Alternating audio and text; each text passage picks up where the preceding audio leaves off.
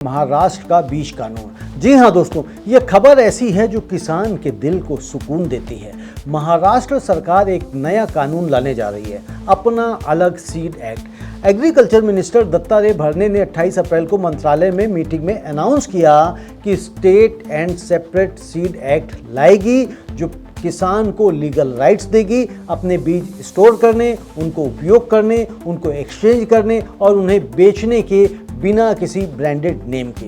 यह अधिकार मिलेगा किसानों को। नया कानून इंश्योर करेगा कि किसानों को क्वालिटी सीड्स मिले, लीगल प्रोटेक्शन मिले और अगर सीड्स डिफेक्टिव निकले तो इमीडिएटली कंपनसेशन भी मिले।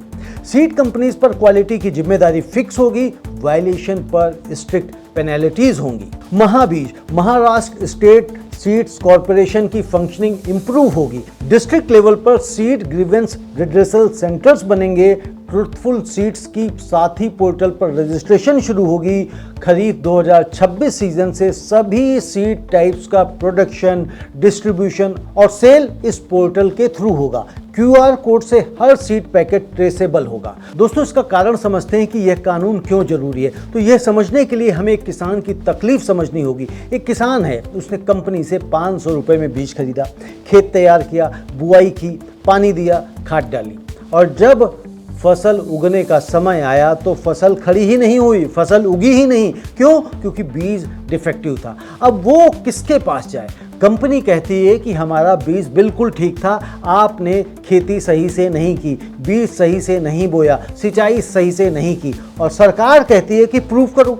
मंडी में उसका नुकसान कोई नहीं भरता और यह हर साल हजारों किसानों के साथ होता है। 2017 में महाराष्ट्र में बीटी कॉटन सीड फेलियर ने थाउजेंड्स ऑफ फार्मर्स को बर्बाद किया था। पिछले कुछ सालों में स्प्यूरियस सीड्स, नकली, कमजोर, एक्सपायर्ड बीज का मार्केट में आना बड़ी समस्या रही है। केंद्र सरकार भी सीड एक्ट 2026 ड्राफ्ट कर रही है जिसमें हर सीड पैकेट पर QR कोड होगा, नेशन वाइड ट्रेसेबिलिटी सिस्टम होगा और पेनल्टीज 500 रुपए से बढ़ाकर 30 लाख तक होंगी। महाराष्ट्र इसी डायरेक्शन में अपना स्टेट लेवल कानून ला रहा है। तो दोस्तों, ये कानून इंपॉर्टेंट है लेकिन इसके कुछ पहलुओं पर ध्यान देना भी जरूरी है। पहला, किसान का बीज बचाने का अधिकार। यूनियन मिनिस्टर शिवराज सिंह चौहान ने कहा था कि farmers can show their own seeds and share seeds with other farmers. Traditional seed exchange will continue. यह क्रूशियल है। दशकों से भारतीय किसान अपना बीज बचाते आए हैं। इंडिजीनियस लोकल वैरायटीज, यह नॉलेज और बायोडाइवर्सिटी दोनों बचाता है। अगर कंपनी के एक्सपेंसिव सीड्स पर डिपेंड करना मैंडेटरी हो जाए तो छोटे किसानों की लागत बढ़ेगी और वो कर्ज में डूबेंगे। महाराष्ट्र का कानून यह हक देता है, यह सही है। दूसरा, QR कोड ट्रेसेबिलिटी। हर बीज के पैकेट पर QR कोड होगा जिसे स्कैन करने पर फार्मर को पूरी इंफॉर्मेशन मिलेगी कि कहाँ यह प्रोड्यूस हुआ, किस डीलर ने सप्लाई किया, किसने बेची। यह अकाउंटेबिलिटी का एक पावरफुल मैकेनिज्म है। लेकिन डिजिटल लिटरेसी का सवाल है। क्या हर छोटे किसान के पास स्मार्टफोन है? क्या वो QR स्कैन करना जानता है? तीसरा, कंपनसेशन। डिफेक्टिव सीड्स पर इमीडिएट कंपनसेशन का प्रोविजन है। लेकिन इमीडिएट की डेफिनेशन क्या है? कितने दिन? कौन डिसाइड करेगा?